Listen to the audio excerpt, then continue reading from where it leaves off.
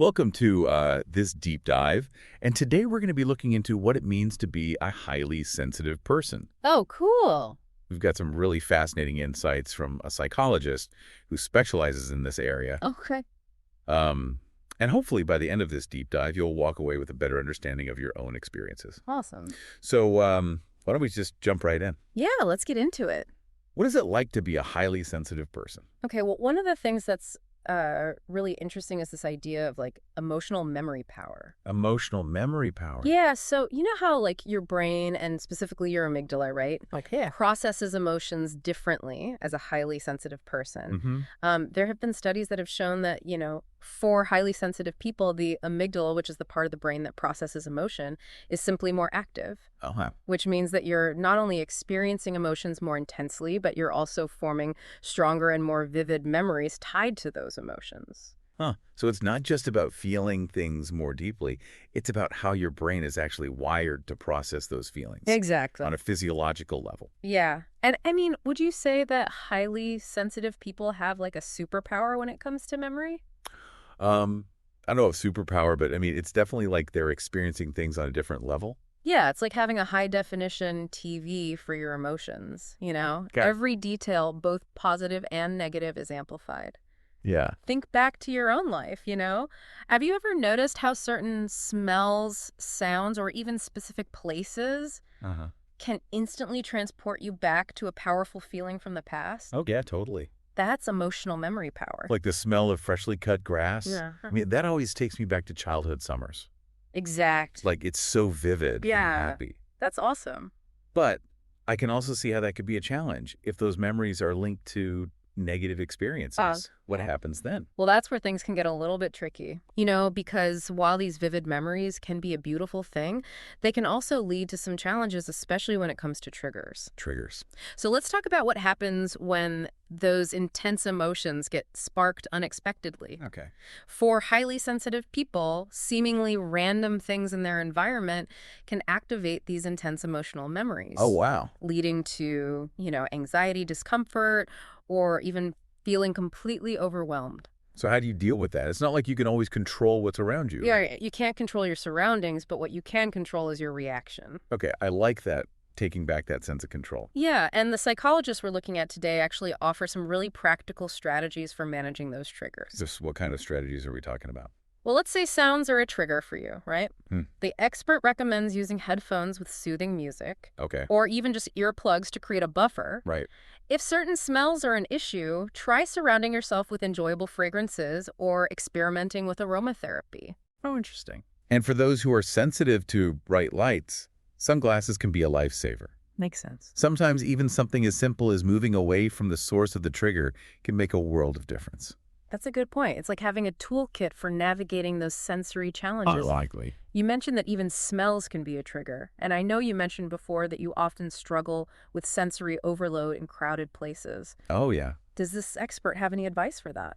They do. They talk about the importance of creating a sensory sanctuary for yourself. What's a sensory sanctuary? Like a place where you can go to decompress and recharge when the world feels too overwhelming. Oh, okay. This could be a quiet room in your house, a favorite spot in nature, or even just a warm bath with some calming essential oils. I like that. It's about recognizing when you need a break and giving yourself permission to step away from it all. Exactly. Step away from the noise, the chaos. And here's a bonus. Taking action to manage your triggers can actually boost your self-esteem. Yeah, because it shows you're prioritizing your well-being and taking charge of your experience. That makes sense. But it's not just about external triggers, is it? What else is there? Highly sensitive people can also get caught in a loop of internal triggers, what we call rumination. Rumination. Yeah, Isn't that just a fancy word for overthinking? you got it. I know I'm definitely guilty of that sometimes. And because those emotional memories are so vivid, it's easy for highly sensitive people to get stuck replaying past negative experiences in their minds. Oh, yeah? They dwell on the what-ifs and should-haves, which keeps those negative feelings alive and kicking. It's like a broken record in your head. Exactly. You can't seem to turn it off. How do you break free from that cycle? Yeah, how do you?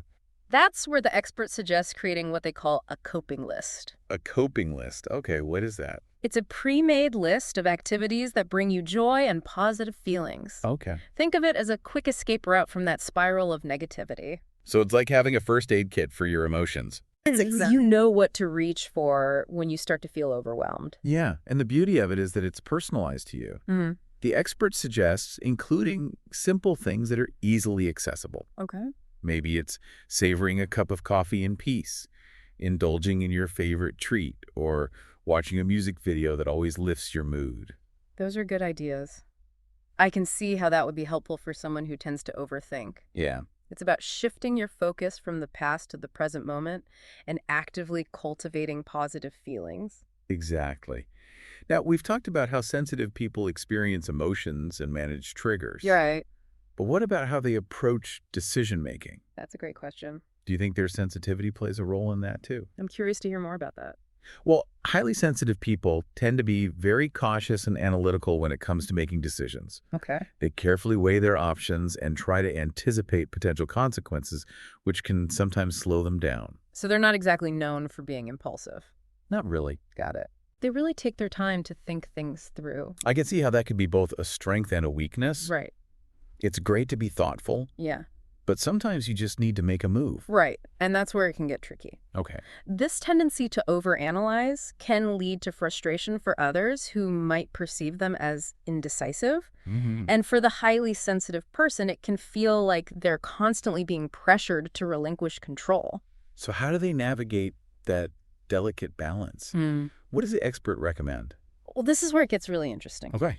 The expert suggests a technique called the empty chair exercise. Empty chair. That sounds a bit strange to me. It might sound a little unusual, Yeah. but stay with me. Okay. First, you write down your dilemma or the decision you're struggling with. Okay. Then you set up 2 chairs. Okay. You place the paper with your problem on one chair, which represents the worried. Huh? You sit in the other chair, becoming the wise advisor. So you're basically having a conversation with yourself. That's an interesting approach. You talk to yourself, offering advice and perspective to that worried part of you. I can see how that would be helpful. To Yeah, gain some objectivity and tap into your own inner wisdom. exactly. It helps you harness your natural strengths like carefulness and thoroughness and reclaim that sense of self-determination. I love how this technique empowers you to make decisions from a place of strength and clarity rather than feeling pressured by external forces. Exactly. Speaking of empowerment, this whole idea of regaining control over your experiences really ties back to something our expert mentioned about self-care. Self-care. They emphasize that treating yourself with kindness and respect is crucial, Yeah. especially for highly sensitive individuals. I mean, that's a message we could all benefit from hearing. Absolutely. Self-care isn't selfish. It's essential Right. for well-being. And when you neglect your own needs, it can have a ripple effect impacting your relationships and even your overall outlook on life. Yeah, it's about recognizing that you deserve to be treated with care and compassion, just as you would treat someone you love. Exactly. This conversation has been so insightful already. I'm really enjoying this deep dive into the world of high sensitivity. Me too. It's fascinating stuff. It's interesting, we often associate sensitivity with being kind of like, easily overwhelmed Yeah. or fragile, but our expert suggests a different perspective. Oh, really? Yeah, they see sensitivity as like a superpower, Superpower. this unique ability to perceive the world in a much richer way, a more nuanced way. So it's not about trying to suppress or diminish your sensitivity. No. It's more about learning to harness its potential. Exactly. How do you actually do that, though? How Yeah. do you turn this superpower into something that works for you and not against you? Right, well, that's where the real work comes in. Yeah. It's about, cultivating self-awareness, understanding your triggers, and developing coping mechanisms that allow you to navigate the world without feeling constantly bombarded. It's like learning to control the volume knob on your emotions. Okay. You don't want to mute them completely, Right. but you also don't want them blaring at full volume all the time. That's a great analogy. Thanks.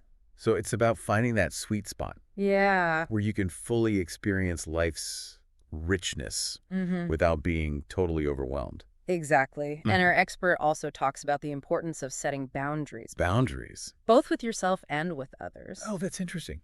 So what does that look like in practice?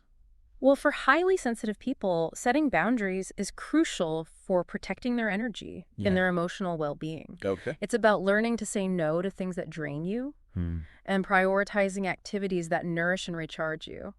So it's about being more intentional with your time and energy. Exactly. And it's also about communicating your needs to others, Right. letting them know what works for you and what doesn't.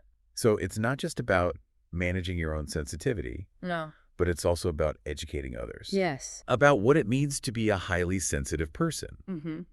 In your experience, what are some common misconceptions about highly sensitive people? Oh, there are definitely a few. Okay, what? One big one is that sensitive people are weak or overly emotional. Yeah, I've heard that one before. But, in reality, they're often deeply insightful and empathetic. Oh, okay. They pick up on subtleties that others might miss, Mm-hmm. and they have a profound capacity for understanding and connecting with others. It's almost like they have an extra sense Yeah, that allows them to perceive the world on a deeper level. exactly. Another misconception is that sensitivity is something you can just, snap out of. Oh, yeah. It's not a choice, it's an inherent trait. It's a part of who they are. Exactly. Just like their eye color or their personality type. Right, and trying to force someone to suppress their sensitivity can actually be quite harmful. Oh, wow. It's like telling a fish to stop swimming.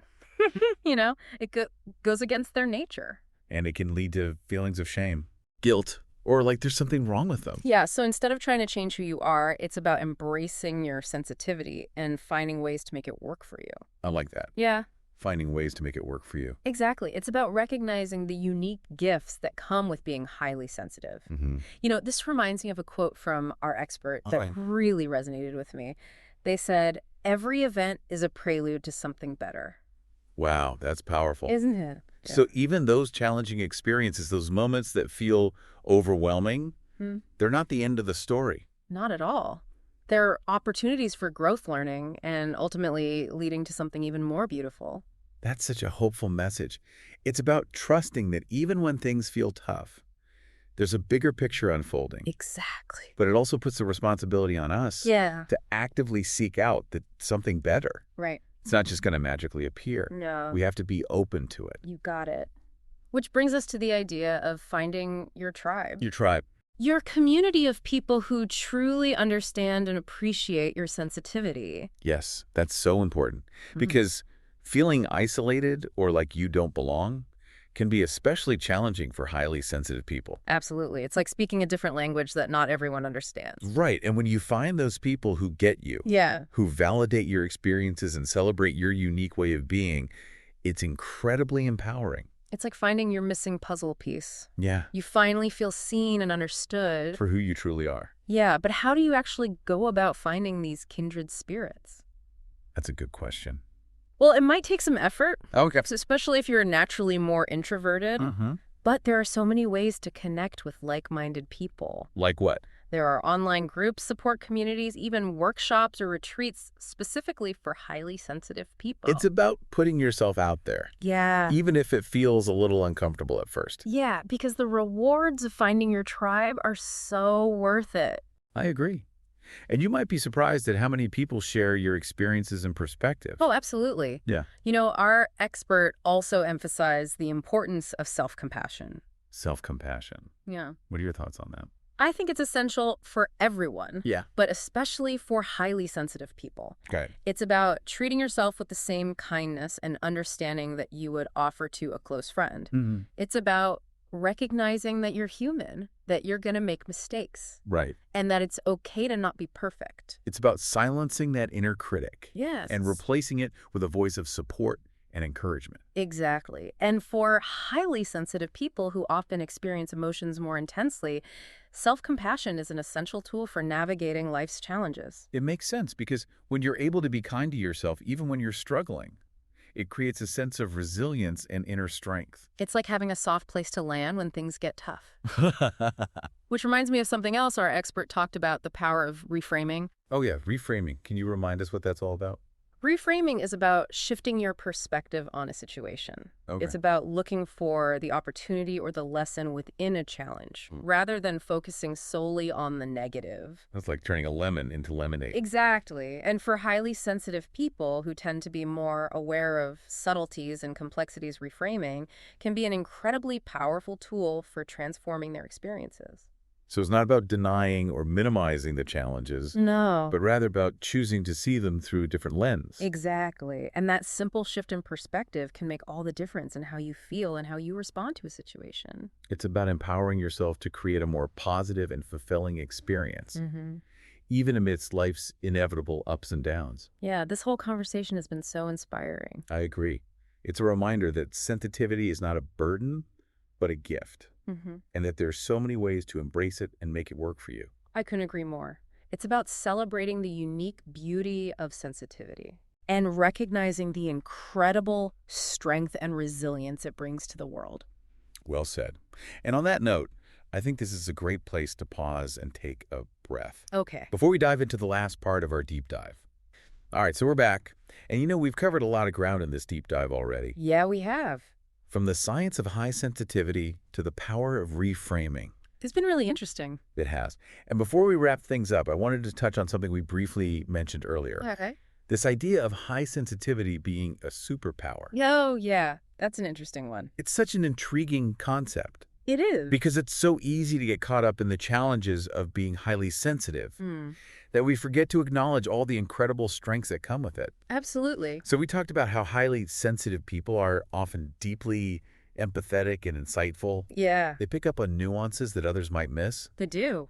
Do you think this superpower extends beyond just like personal interactions? Oh, definitely. I mean, think about fields like art, music writing, even science. Okay. These are all areas where sensitivity can be a huge asset. That's a good point. Right. I mean, a highly sensitive artist might be able to create works that evoke deep emotions in others. Exactly. A musician might be able to express themselves through music in a way that resonates on a soul level. Totally. And a scientist with high sensitivity might be able to pick up on subtle patterns and data that others overlook, Interesting. leading to groundbreaking discoveries. So it's like having this heightened awareness of the world around you, which can be incredibly valuable in so many different fields. Yeah. And let's not forget the profound capacity for connection that comes with high sensitivity. Right. Highly sensitive people are often deeply attuned to the emotions and needs of others, Yeah. making them, incredible friends, partners, family members. They can bring a level of depth and understanding to relationships. That's truly special. It is. So while it's important to acknowledge the challenges of high sensitivity, Right. it's equally important to celebrate the gifts that come with it. I completely agree. It's about embracing all aspects of yourself, the light and the shadow, Yeah. and recognizing that your sensitivity is an integral part of what makes you unique and extraordinary. Beautifully said. Well, as much as I'm enjoying this conversation, I know we need to start wrapping things up. Okay. Is there anything else you'd like to add before we say goodbye? Just one final thought. Remember that every event, every experience is a prelude to something better. Even those moments that feel challenging or overwhelming are opportunities for growth and transformation. It's a reminder to stay curious, stay open, and keep trusting the journey, Exactly. even when things feel uncertain. Embrace your sensitivity, nurture your strengths, and never stop exploring the incredible possibilities that life has to offer. What a beautiful message to end on. Oh. This has been such an enlightening deep dive into the world of high sensitivity. It really has. I feel like we've only just scratched the surface, Yeah. but hopefully you feel more equipped to understand and navigate your own experiences. And remember, you're not alone on this journey. That's so important to remember. There are countless others who share your unique way of experiencing the world. Thank you for joining us for this deep dive. We'll see you next time.